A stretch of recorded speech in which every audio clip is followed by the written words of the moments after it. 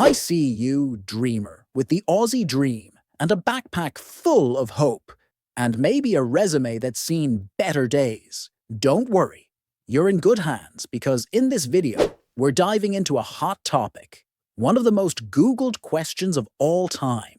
Which companies in Australia are actually sponsoring foreign workers in 2025? And listen, I get it. You're qualified, you're ready to move. You've already watched 53 videos on the skilled migration visa, and yet every job ad screams, must be an Australian citizen or PR. And you're like, cool, thanks for nothing.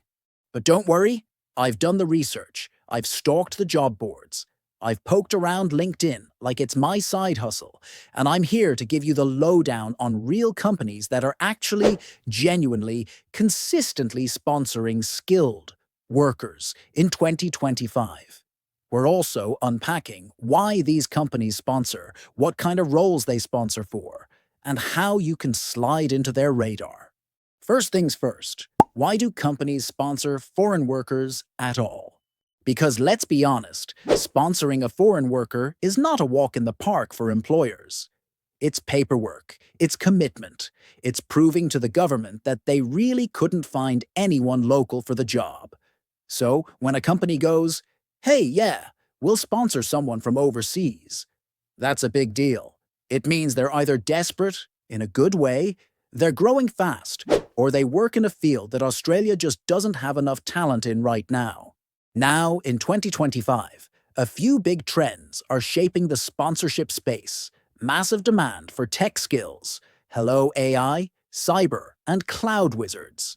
Healthcare gaps that feel more like craters. Construction and infrastructure projects exploding across regional areas. And fun fact, a lot of regional employers are now getting more active in sponsorship, thanks to the updated regional incentives. So, who are the top companies leading the charge this year? Let's break it down. 1. IBM Australia. Yep, IBM is still out here saving job-seeking souls. These guys have been one of the top sponsors for years, and 2025 is no different. They're hiring like crazy in tech, especially for roles in cloud computing, cybersecurity, data science, and AI development. Now, IBM doesn't care where you're from. If you've got the skills and can prove it in an interview, you're in. And the best part? They already have systems in place to sponsor. No awkward HR convos. No, we've never done this before. They know the drill. If you've got a few years of experience and a LinkedIn profile that doesn't look like it was made in 2009, you have a shot. 2. Telstra. Australia's biggest telecom giant is not just about mobile plans and internet anymore. Telstra is going through a digital transformation phase like it's having a midlife crisis, but a productive one. They're hiring for network engineers, DevOps specialists, software engineers, data scientists, and cybersecurity analysts. And yes, they're sponsoring.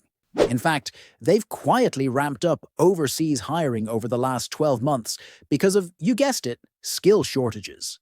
So, if you're in the tech space and you've got that sparkle in your code, Telstra's worth a shot. Also, they're now expanding some of their hiring into regional areas, so regional sponsorship opportunities are increasing too. 3. Ramsay Healthcare. Now, let's move away from tech for a second, because healthcare, it's having its moment. Ramsay is one of the biggest private healthcare providers in Australia. They've got hospitals and facilities all over the country, and they're practically begging for registered nurses, midwives, mental health specialists, aged care workers, and even medical imaging professionals. They have a dedicated international recruitment team. That's how serious they are. You can literally go to their website and see their sponsorship section. So, if you're in healthcare and looking to move, Ramsay is one of the friendliest doors to knock on. 4. BHP Australia. Mining and resources. Anyone? BHP is huge.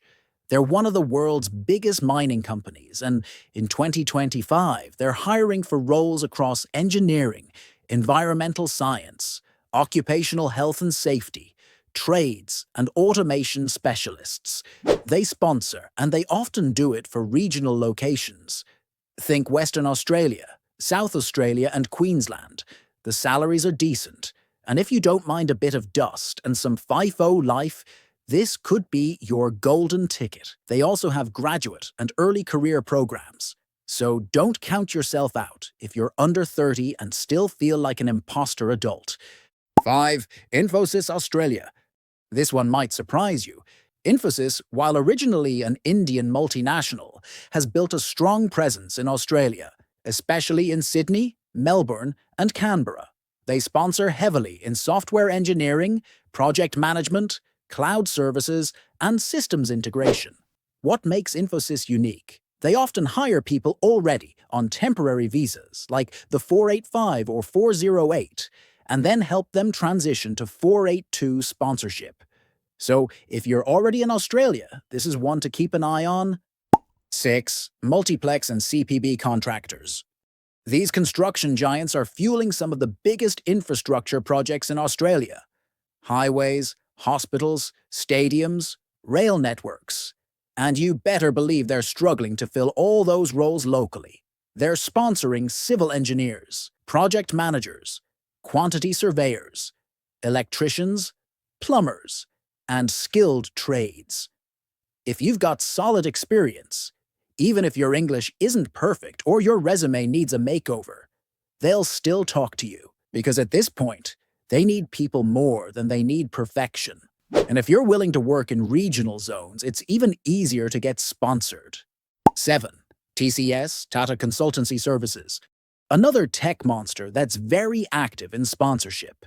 They've got projects across Australia in both government and private sectors, and their recruitment is non-stop. What's interesting is that TCS tends to sponsor a lot of mid-level professionals, those with 3 to 5 years of experience. Not just senior architects or veterans with 2 PhDs and a beard of wisdom. So, if you're in IT and you've been working steadily for a few years, this could be your chance.